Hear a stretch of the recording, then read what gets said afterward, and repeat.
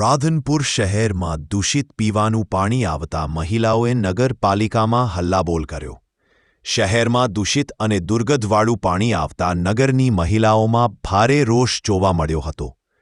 દૂષિત પાણીના પ્રશ્નનું ટૂંક સમયમાં નિરાકરણ નહીં આવે તો આગામી દિવસોમાં પાલિકાને તાળાબંધી કરશે તેવી ચીમકી ઉચ્ચારી હતી। મહિલાઓ જ્યારે રજૂઆત કરવા માટે ગઈ ત્યારે પ્રમુખની ઓફિસ ખાલી જોવા મળી હતી। મહિલાઓએ આક્ષેપ કર્યા હતા કે નગરપાલિકામાં મહિલા પ્રમુખ છે પરંતુ તે તેમની ઓફિસમાં કામગીરી કરતા નથી અને તેમના પતિ વહીવટ ચલાવે છે તો પ્રમુખ કોને સમજવા।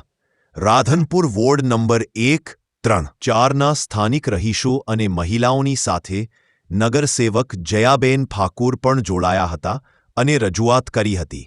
નગરપાલિકા આવે છે પ્રમુખશ્રીના પતિ વિક્રમભાઈ એવું કહે છે કે 5 વાગ્યા પછી કે ભાવનાબેન આવશે એવું કહે છે તો 5 વાગ્યા પછી તો નગરપાલિકા બંધ થઈ જાય તો 5 વાગ્યા પછી અમારે કોને રજૂઆત કરવા જવાનું બોલો।